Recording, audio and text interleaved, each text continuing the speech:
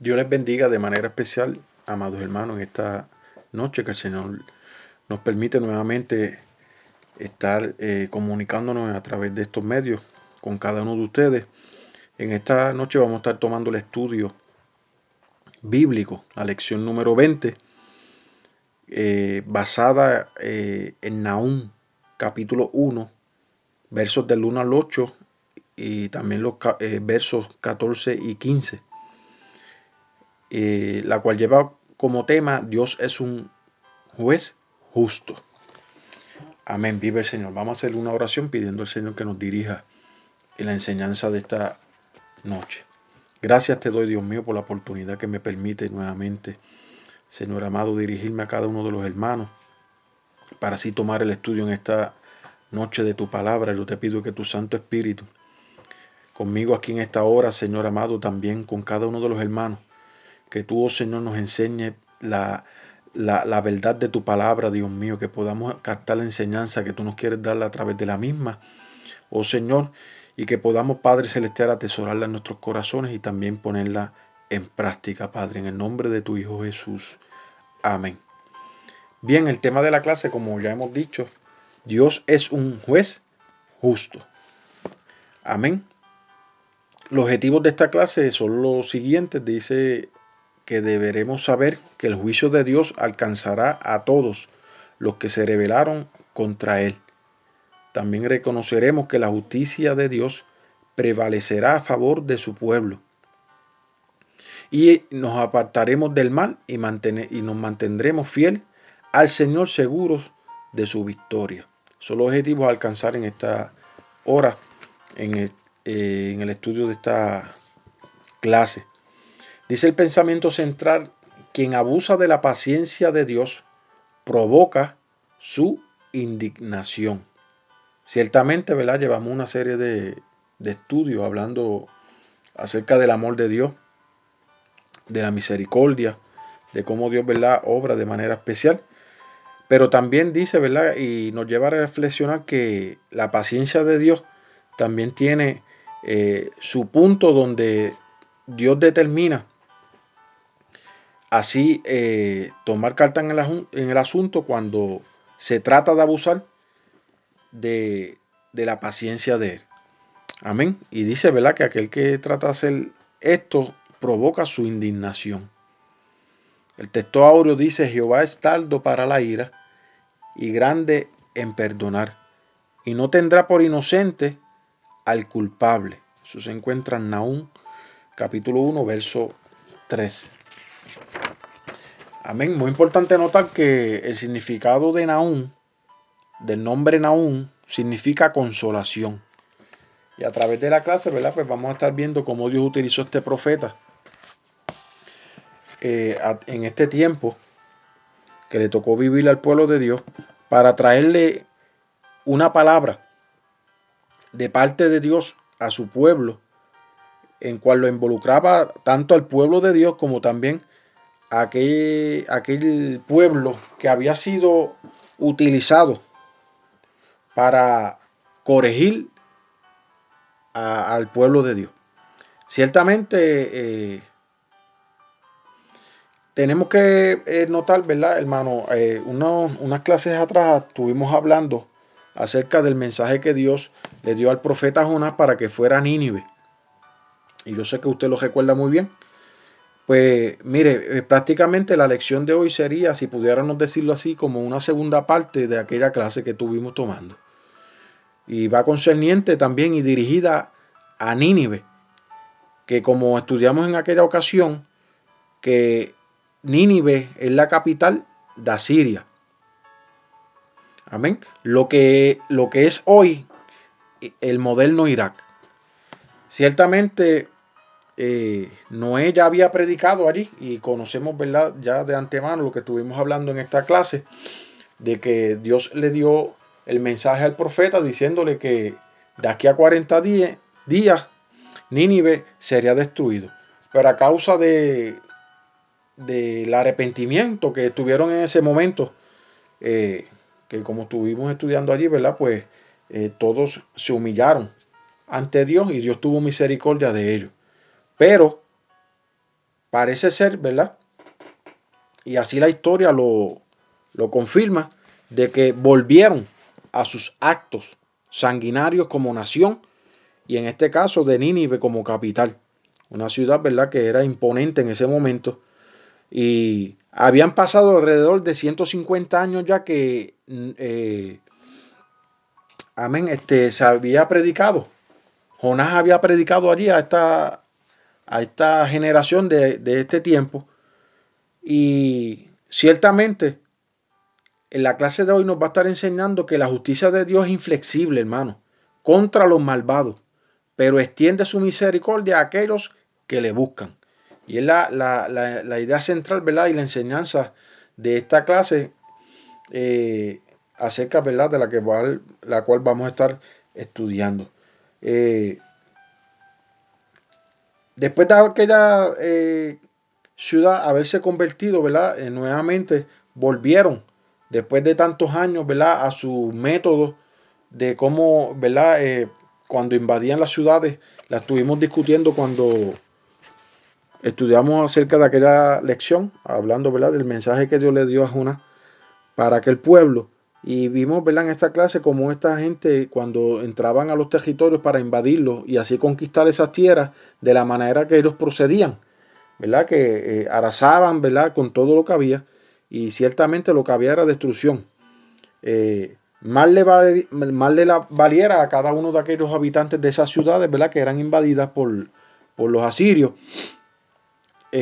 morir en el acto, porque de lo contrario, ¿verdad?, eran crueles, eran una nación cruel. Y estuvimos, ¿verdad?, tocando los puntos que en esa clase que estuvimos hablando, cómo estas naciones, ¿verdad?, se dirigían. Pero ciertamente, ¿verdad?, dice, ¿verdad?, que Asiria fue uno de esos países, ¿verdad?, sanguinarios y arrogantes que la historia ha conocido. Pero dentro de la clase de hoy vamos a estar viendo, ¿verdad?, cómo Dios, después de haber utilizado esta nación como un látigo para corregir a su pueblo, ciertamente también Nínive también tendría el castigo de parte de Dios por la manera en que vivían. Así que la primera parte vamos a estar viendo, dice que una descripción de la justicia de Dios. Los versos correspondientes a esta parte A dice que Dios es celoso y vengador. Los versos correspondientes a esa parte dice: profecía sobre Nínive, libro de la visión de Nahum de Elcos. Jehová es Dios celoso y vengador. Jehová es vengador y lleno de indignación. Se venga de sus adversarios y guarda enojo para sus enemigos. Cuando dice, ¿verdad?, que Nahum, y es poco lo que se puede conocer, ¿verdad?, de acuerdo a la información que hay, pero se piensa que Elcos era probablemente o correspondía a la ciudad de Capernaum, lo que, ¿verdad?, era en aquel entonces la ciudad de Capernaum. Ciertamente dice esta parte que la profecía de Nahum empieza describiendo la inflexible justicia de Dios e ilustra su irresistible poder por medio del control que ejerce en el mundo material. Todo el libro se centra en dos grandes temas, que es muy importante, ¿verdad?, que vamos a estar notando, y es la caída de Nínive por causa de sus actos sanguinarios y la reivindicación de Judá. O sea que vamos a estar viendo en cada una de estas partes de cómo después de Dios haber utilizado a una nación para corregir a su pueblo, no estaba ignorando la manera en que estos pueblos se comportaban, sino que también ellos tendrían su momento para también, ¿verdad?, ser alcanzados por la justicia de Dios. Y en este caso, cuando hablamos de la justicia de Dios, también vemos la corrección. Dios le dio una oportunidad. Y estuvimos hablando, ¿verdad?, no hace mucho acerca de esto, porque Dios es un Dios de oportunidades. Amén. Vive el Señor. Y lo estuvimos estudiando en una de las clases. Dios es un Dios que da oportunidades. Vive el Señor. Pero ciertamente hay personas que tratan, ¿verdad?, de abusar de las oportunidades que Dios da. Esta nación, después de haberse arrepentido y haberse humillado delante de Dios y haber alcanzado el perdón de Dios, del juicio que vendía sobre ellos, volvieron nuevamente a retomar lo que habían dejado. Amén. Y ciertamente los versos nos hablan acerca, dice que, ¿verdad?, que Dios es un Dios celoso. Y cuando se habla acerca del celo de Dios, dice que casi siempre se habla del celo que tiene por los suyos y por su ley. Dice, la infidelidad le ofende y le hace ponerse celoso. Pero Dios también es celoso de sus hijos cuando son injuriados. O sea que no tan solamente Dios se pone celoso, ¿verdad?, cuando se infringe la ley, cuando se infringe la voluntad de Él, sino que también Dios es un Dios celoso cuando se tratan de ultrajar injustamente a sus hijos. Amén. Y ciertamente es lo que el profeta está hablándole al pueblo de Dios acerca de que Dios iba a ser su vengador, de que Dios, ¿verdad?, tenía celo y que también estaba lleno de indignación. Pero también dice el profeta, se venga de sus adversarios y guarda enojo para sus enemigos. O sea que dice que, ¿verdad?, Dios también es celoso de sus hijos cuando son injuriados. Dice que el que os toca, toca a la niña de sus ojos. Hay una pregunta ciertamente que hace aquí, ¿verdad?, en esta parte. Dice, ¿en qué sentido Dios es vengador? Y la respuesta es, dice, cuando se quebranta su ley por haberse violado el pacto concertado y cuando también defiende a su pueblo que es vejado. O sea que ciertamente también vemos, ¿verdad?, que Dios cuida de su pueblo, cuida de nosotros. Amén. Y ciertamente podemos ver aquí, ¿verdad?, que Nínive no supo aprovechar esa oportunidad que Dios le dio. Y, ¿verdad?, nuevamente como ciudad volvieron nuevamente a sus actos sanguinarios, a sus actos de humillar a aquellas naciones que eran invadidas por ellos y de la manera, ¿verdad?, como los trataban. Pero Dios es un Dios justo. Y dice que también, ¿verdad?, la parte B, Dios es tardo para la ira. Dice el verso 3 que Jehová es tardo para la ira y grande en poder. Y no tendrá por inocente al culpable. Jehová marcha en la tempestad y el torbellino, y las nubes son el polvo de sus pies. Dice que un atributo divino del cual ya habían hablado, tanto como Moisés, Jonás y también el profeta Joel, dice que Dios es tardo para la ira, no porque sea débil de carácter, sino porque es grande en poder. Su paciencia no es una señal de debilidad, sino de fortaleza. Quien es impulsivo e impaciente carece de fortaleza emocional. Y bien lo dijo Salomón cuando habló en Proverbios 14:29, cuando dijo, el que tarda en airarse es grande en entendimiento, mal que es impaciente de espíritu enaltece la necedad. O sea que podemos ver aquí, ¿verdad?, que cuando dice que Jehová es tardo para la ira, hermano, cuando nosotros vamos al registro bíblico, vemos que Dios siempre, antes de emitir un juicio, siempre daba la oportunidad para que la gente se volviera a Él. Y es en el caso del que estamos estudiando. Dios no destruyó a Nínive, sino que envió a Jonás allí. Le dijo, tienen 40 días. De aquí a 40 días va a venir el juicio sobre ustedes. Pero Dios le dio esa oportunidad en ese periodo de tiempo, ellos pudieron reflexionar y humillarse delante de Dios. Y ciertamente es así, porque Dios es un Dios justo y siempre da la oportunidad antes de emitir el juicio para que la gente se arrepienta, para que la gente se vuelva a Él. Pero no todos aprovechan ese momento, no todos aprovechan esa oportunidad. En ese momento Nínive se arrepintió, se humillaron delante de Dios, pero después, con el pasar de los años, amén, volvieron nuevamente a sus malas acciones. Dice que la enseñanza consistente de la Biblia es que la tardanza de Dios en airarse es con el fin de que las gentes se conviertan y eviten así el castigo que les corresponde. Bien habló Pedro en 2 de Pedro, capítulo 3, verso 9, cuando dijo, el Señor no retarda su promesa según algunos la tienen por tardanza, sino que es paciente para con nosotros. Dice, no queriendo que ninguno perezca, sino que todos procedan al arrepentimiento. O sea, ciertamente, ¿verdad? Dios vino, amén, con un propósito. Y bien lo señalan los evangelios cuando dice, ¿verdad?, que vino a buscar lo que se había perdido. Y estamos en el momento, ¿verdad?, de que la gente se pueda volver a Dios. Pero llegará el momento, hermano, ¿verdad?, que cuando la iglesia sea arrebatada, como nos enseña la palabra de Dios, de que no habrá esperanza. El momento de volverse a Dios es este. Este es el momento y el periodo de gracia en que todos aquellos que viven de espaldas a Dios puedan volverse a Él. Amén. Aquellos que quizás están viviendo una vida fría, alejada de Dios. Este es el momento. Esta es la oportunidad que Dios está dando.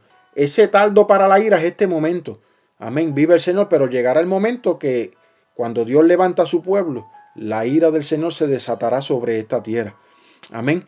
Vive el Señor, pero Dios no quiere que nadie perezca, sino que todos procedan al arrepentimiento.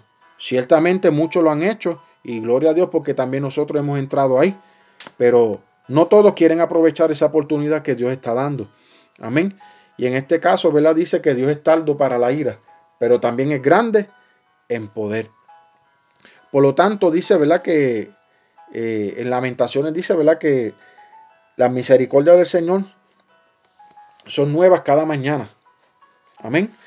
Dice, pero la tardanza de Dios en airarse, que viene siendo su paciencia misericordiosa, no significa que no castiga el pecado. Cuando el pecador se obstina en seguir sus malos caminos después de ser advertido por el Señor, y Él tiene muchas formas claras de advertir, entonces el siguiente paso es la reprensión.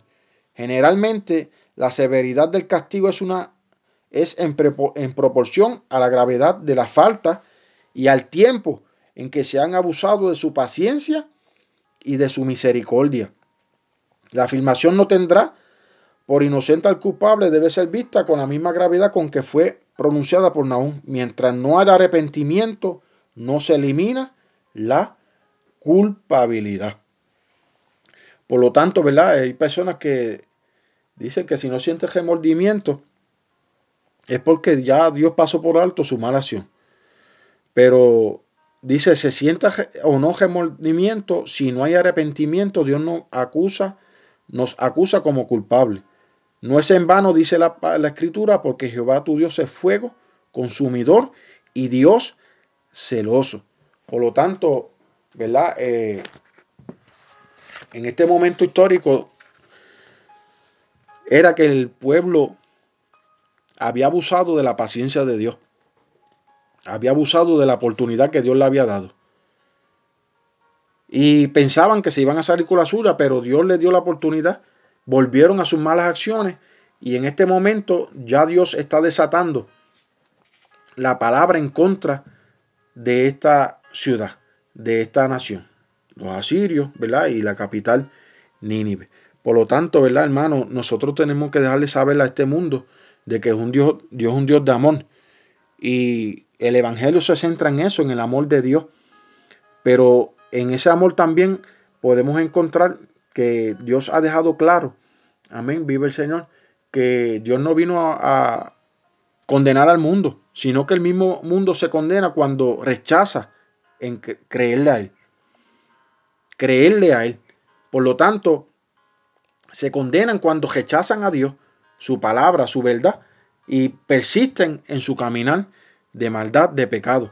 Por lo tanto, en este momento, aunque Dios le está diciendo, ¿verdad?, en este verso de que Dios es tardo para la ira, pero también es grande en poder, y dice que no va a tener por inocente al culpable. Amén. Y hace unos puntos importantes aquí que más adelante también se va a estar tocando. El poder de Dios, ¿verdad?, de cómo marcha en la tempestad, en el torbellino, y las nubes, dice que son el polvo de sus pies. El segundo tópico dice una descripción de la majestad divina. Los versos correspondientes son Nahum 1 del 4 al 8. Esa parte A dice, se muestra en la naturaleza. Los versos 4 y 5 dicen, Él amenaza al mar y lo hace secar, y angosta todos los ríos. Basán fue destruido y el Carmelo y la flor del Líbano fue destruida. Los montes tiemblan delante de él y los collados se derriten. La tierra se conmueve a su presencia y el mundo y todos los que en él habitan. Amén. Vive el Señor. Cuando usted comienza a leer el tópico o la parte de el comentario, esta parte, ¿verdad? El escritor hace una referencia acerca de una poesía que habla acerca de la tempestad, donde, ¿verdad?, se ve ilustrado ahí y tratan de describir, ¿verdad?, los movimientos de Dios en las nubes. Ciertamente, ¿verdad?, la estuve leyendo y está bien interesante. No la leí, no la quise leer porque sé que es un poquito larguita, ¿verdad?, y nos tomaría mucho tiempo, pero usted la puede buscar. La puede buscar si usted tiene facilidad, ¿verdad?, de internet. Busca el nombre de este hombre y pone así mismo la poesía de la tempestad y el nombre, y ahí le aparecerá. Amén. Y ciertamente en estos versos podemos ver la elegancia literaria, ¿verdad?, resaltada en el concepto extraordinario de que Nahum tiene de la soberanía y providencia divinas. Dice que el profeta hebreo miraba en todos estos fenómenos una intervención soberana de Dios. En algunos casos eran vistos como intervenciones providenciales para defender y suplir las necesidades de sus hijos, en otros para reprender a la gente por causa de su desobediencia y en otros sencillamente para identificarse como el único soberano. Por lo tanto, dice que el pueblo cristiano debe redescubrir el concepto bíblico de la soberanía absoluta de Dios y ver en los sucesos mundiales no tanto fuerzas ciegas impersonales, sino la manifestación directa de Dios con propósito específico. Amén. Por lo tanto, ¿verdad?, aún dentro del mundo, amén, vive el Señor, tenemos que tener la conciencia, hermano, y no perder de perspectiva de que quien creó los cielos y la tierra fue Dios. Y si Él los creó, tiene poder sobre ellos. Amén. Dios es soberano. Vive el Señor. La parte B dice, se manifiesta en buenos y malos. Los versos 6 al 8. ¿Quién permanecerá delante de su ira? ¿Y quién quedará en pie en el ardor de su enojo? Su ira se derrama como fuego y por él se hienden las peñas. Jehová es bueno, fortalece en el día de la angustia y conoce a los que en él confían. Amén. Vive el Señor. En esta parte vemos aquí, ¿verdad?, la pregunta que hace el profeta. ¿Quién permanecerá delante de su ira? ¿Y quién quedará en pie en el ardor de su enojo? Vive el Señor. Dice que en el caso de Dios no es así. Dice que su ira y enojo con su reacción a la maldad de la gente. Y ciertamente podemos ver, ¿verdad?, que es importante ver aquí, hermano, que la caída de Nínive ocurrió en el 612 a.C. Y fueron, amén, subyugados y fueron invadidos en manos, ¿verdad?, debo decir, por los medos y por los babilonios. O sea que a pesar del poderío que tuvieron histórico los asirios, cuando Dios determinó hacer que ellos cayeran, vive el Señor, así mismo sucedió. La profecía que está dando Nahum aquí está hablando acerca de que Nínive iba a recibir el juicio de Dios a causa de las transgresiones, a causa de su maldad, de su pecado. Vive el Señor y por lo tanto lo deja ver aquí en estos versos, ¿verdad? ¿Quién podrá permanecer delante de su ira? Está diciendo el profeta. Amén. Dice que es sorprendente que la iglesia contemporánea en muchos lugares sostiene de una manera disimulada el concepto marcionista de Dios. Todo amor, todo bondad, todo compasión, todo misericordia, todo clemencia. Un Dios que no reclama ni demanda nada, que otorga concesiones y se hace de la vista gorda. Dice, el Dios de muchos predicadores e iglesias es un Dios que dispensa favores y está al servicio incondicional del hombre. el distinguido teólogo R.C. Sproul ha afirmado con justa razón y con una firmeza irreductible que el Dios que se adora los domingos en la mayoría de las iglesias no es el Dios de la Biblia. Porque ciertamente muchos tratan, ¿verdad?, de desviar, de que ciertamente, ¿verdad?, creemos que Dios es un Dios de amor. Y así mismo lo expresa el apóstol Juan, que Dios es un Dios de amor. Amén, que Dios es amor, dice. Viva el Señor. Pero no podemos quitar, hermano, que también la palabra del Señor habla, que Dios también dice en su palabra que Dios es fuego consumidor. Y que dice la palabra del Señor que horrenda cosa es caer en manos de un Dios vivo. Por lo tanto, hay mucho, en este tiempo que estamos viviendo, hermano, estamos viviendo, ¿verdad?, mucho y viendo muchos predicadores, ¿verdad?, que motivos, lo que ¿verdad?, le gusta predicar es la motivación, ¿verdad?, y estos puntos, amén, que son agradables muchas veces, ¿verdad?, al oído de los oyentes, pero y no tenemos nada en contra de esto. Pero hermano, a veces se trata de desviar de que también la palabra del Señor ha dado por sentado que también es un Dios, amén, vive el Señor, que castiga el pecado, amén, que dice la palabra del Señor que lo que el hombre cosecha, eso también segará. Por lo tanto, hay personas que tratan de, ¿verdad?, de que quieren hablar solamente del amor de Dios. Y está muy bien, la palabra lo enseña. Pero también hay que dejar saber que la palabra del Señor nos enseña que también Dios ha de castigar el pecado. Y que si aquella persona que no se quiere apartar de él, que no quiere apartarse del pecado, de sus malas acciones, también recibirá su castigo, recibirá su juicio. Amén. Porque Dios es un Dios santo. Vive el Señor y aborrece el pecado. Por lo tanto, ¿verdad? Y es un comentario, ¿verdad?, que nos lleva a la reflexión.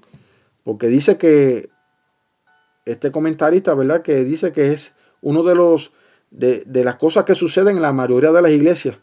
Amén. Que tan solamente, ¿verdad?, se habla acerca de estos puntos y no se quiere dejar saber, ¿verdad?, de que Dios es un Dios celoso, un Dios santo. Amén. Mira, hermano, muchos tratan, porque ciertamente es así. Y si lo vemos desde la perspectiva, ¿verdad?, en el mundo, amén, aquellos que no tienen a Cristo y que siguen perseverando en sus malas acciones tendrán, si no se apartan, sus consecuencias. Pero aún dentro de la obra y de la viña del Señor hay personas que tratan, hermano, de jugar con lo que es el evangelio. Tratan de abusar de lo que es la gracia. Amén. Tratan de abusar de lo que es la misericordia. Tratan de abusar de lo que es la paciencia de Dios, ¿verdad? Y lo estamos tocando aquí. Ciertamente. Amén. Vive el Señor. Y hemos escuchado muchos testimonios, hermanos, vive el Señor, de personas, ¿verdad?, de que han tratado de jugar con la gracia del Señor y que se le ha predicado de que se aparte de sus malas acciones, de su pecado, pero persisten en él. Amén. Y muchos han pagado, hermano, hasta con sus propias vidas por no querer apartarse de su maldad. Y hermano, estamos hablando en el caso de cristianos. Vive el Señor, escuchaba, ¿verdad?, a un pastor hablando acerca de un caballero que no quería aceptar la reprensión. Vive el Señor, aleluya, que Dios le estaba dando y pagó con su vida.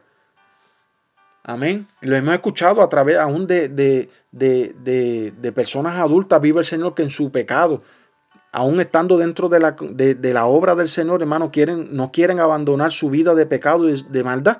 Vive el Señor y han pagado aún con sus propias vidas, hermano, no tan solamente espiritualmente, sino también físicamente, por no querer apartarse de su maldad. Escuchaba un testimonio de el evangelista Esquilín. Yo sé que quizás, ¿verdad?, en algún momento ha podido escucharlo, de alguna otra manera predicarle, él ha venido a predicar en nuestro distrito. Amén. Y en cierta ocasión dice él que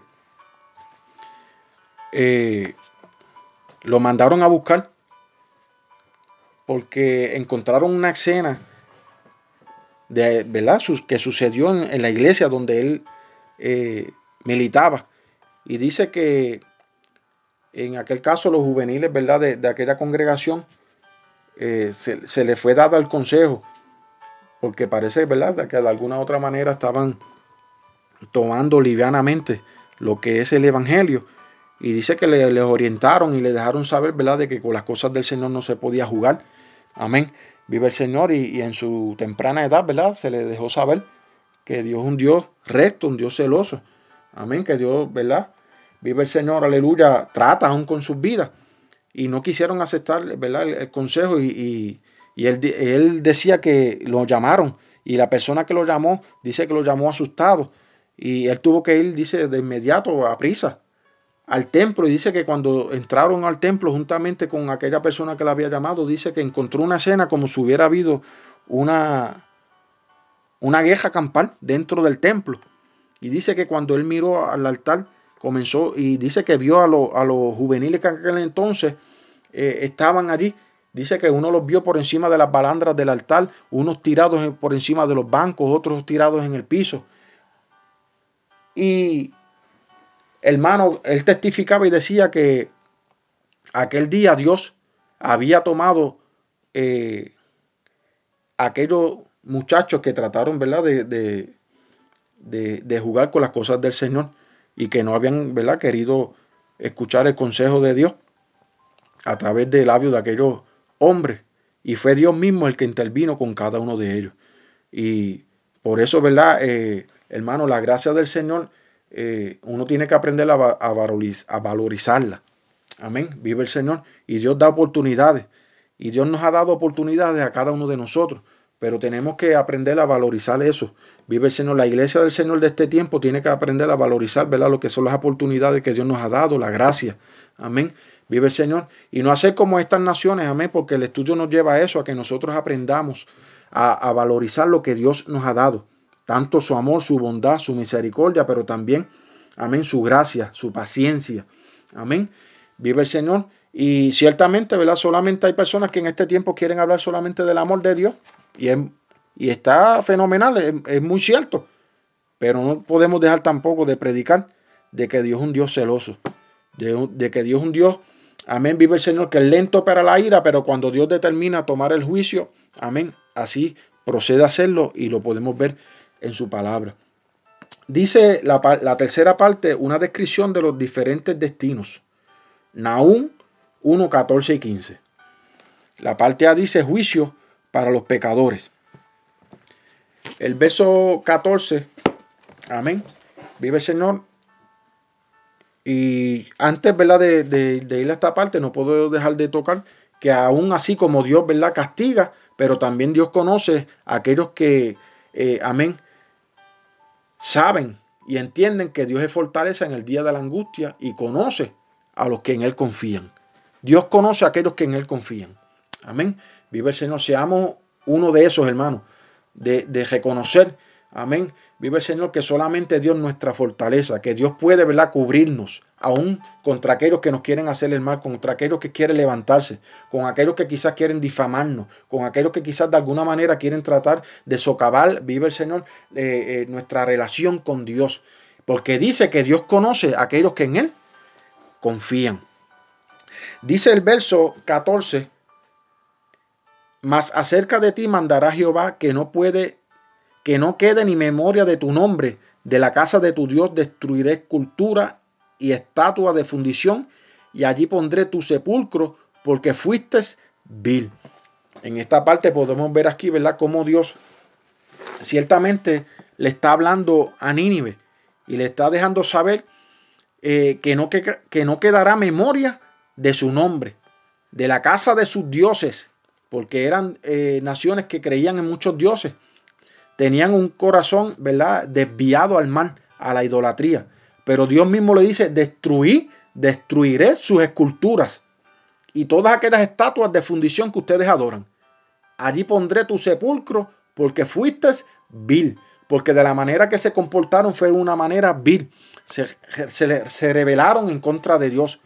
El proceder de estas naciones era un proceder, amén, vive el Señor, maligno, con corazones, ¿verdad?, endurecidos, entenebrecidos por el pecado, por la maldad. Por lo tanto, Dios mismo le está diciendo, yo voy a destruir su culto. En otras palabras, Dios le está diciendo, ¿verdad? ¿Por qué el culto?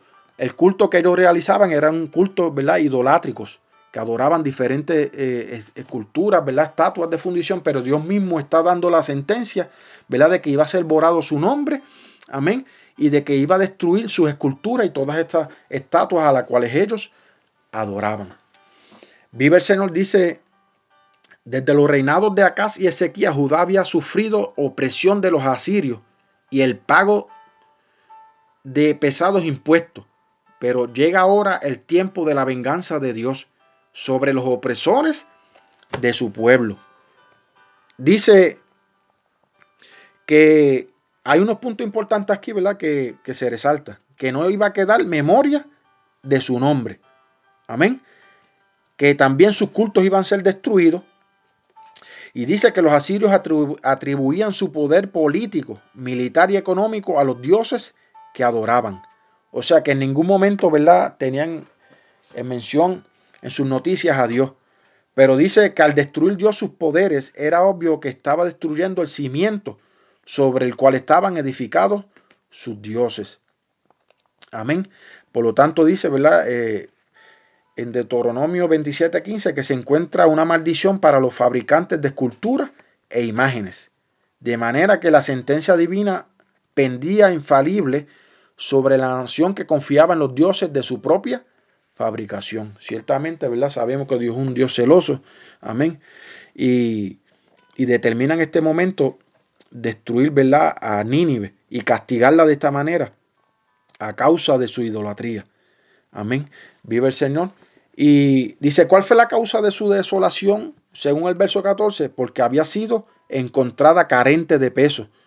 Porque fuiste vil, le dice, ¿verdad?, Dios a través del profeta. Se puede traducir porque fuiste encontrada liviana, o sea, sin peso. Esto es cuando fue puesta en balanza de la justicia divina, no se encontró nada que le pudiera justificar. No hubo nada que le pudiera justificar, porque su proceder era de mal en peor. Amén. Vive el Señor. Y terminamos con la última parte, la parte B, ¿verdad?, de este tercer tópico, la cual nos dice paz para los que son fieles. El verso 15 dice, he aquí sobre los montes los pies del que trae buenas nuevas, el que anuncia la paz. Celebra, oh Judá, tus fiestas, cumple tus votos, porque nunca más volverá a pasar por ti el malvado. Pereció del todo. Aleluya. Y podemos ver aquí, ¿verdad?, que de la manera en que el profeta habla, amén, vive el Señor, anunciándole la paz, amén, anunciándole la justicia divina. Vive el Señor de aquella nación que, aunque había sido utilizada por Dios para reprender a su pueblo, amén, también estaba Dios tomando el juicio, amén, para castigarlos a ellos también por la manera en que vivían. Por lo tanto, dice en este capítulo, se predice el envío que Dios hará de un poderoso ejército contra Nínive para vengar las humillaciones que trajo sobre Judá y restaurar así su pasada gloria. Dice que Nínive, la ciudad altiva, será conquistada. Sus habitantes huirían o serán llevados en cautiverio.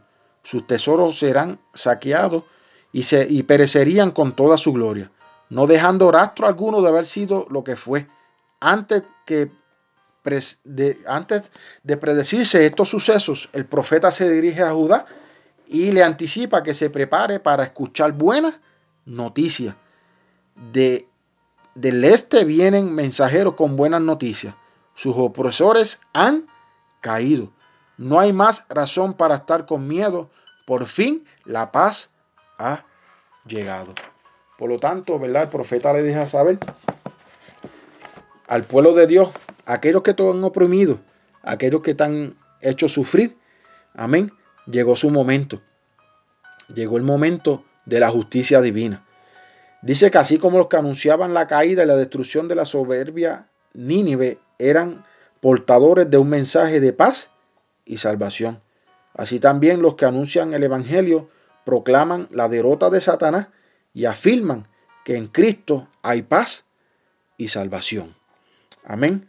Es interesante que la palabra malvado que se usa en el verso 15 en hebreo es Belial, término aplicado a Satanás. Amén. Por lo tanto, aún nosotros como iglesia, hermanos, debemos predicar, ¿verdad?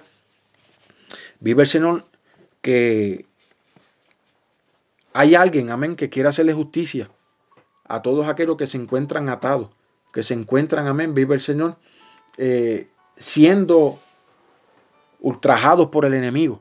De alguna manera vive el Señor pisoteado, rechazado, lastimado, vive el Señor. Pero dejarles saber, ¿verdad?, que hay buenas nuevas para ellos también. Que hay un Dios que quiere hacerle justicia.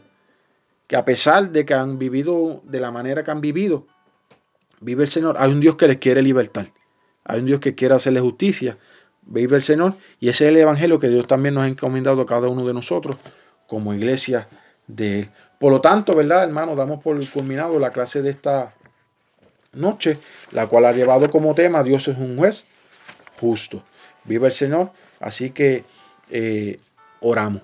Gracias te doy, Dios mío, por la oportunidad que me has permitido estar compartiendo con los hermanos, Señor amado, el estudio de tu palabra. Padre Celestial, por la enseñanza que nos has dado a través de la misma, Señor. Ayúdanos a vivirla, a ponerla en práctica. Y como decía ese verso que tanto conocemos, vive el Señor que tú eres bueno, Señor, que tú, oh Señor amado, fortaleces en el día de la angustia y que también conoces a los que en ti confían. Ayúdanos a confiar siempre en ti, Señor amado, a ponernos y a depositarnos en tus brazos, Señor. Ayúdanos a valorizar, Dios mío, Señor, las oportunidades que tú nos has dado, Señor amado, a valorizar tu gracia, tu misericordia, y a dejarle saber, Dios mío, a este mundo y a aquellos que todavía no te sirven, que tú eres un Dios lento para la ira y grande en misericordia, Señor, que tú no quieres, Padre Celestial, que ellos se pierdan, sino que se acerquen a ti, puedan, Señor amado, rechazar el pecado y abrazar la fe en ti, Señor amado. Oh Señor, te pedimos que, Padre Celestial, podamos meditar aún en el sueño de la noche en esta palabra y que podamos, Padre Celestial, atesorarla en nuestros corazones y compartirla con todos aquellos que nos necesitan, Señor, en el nombre de tu Hijo Jesús. Amén. Amén. Dios les bendiga, amados hermanos, y hacia adelante en el Señor.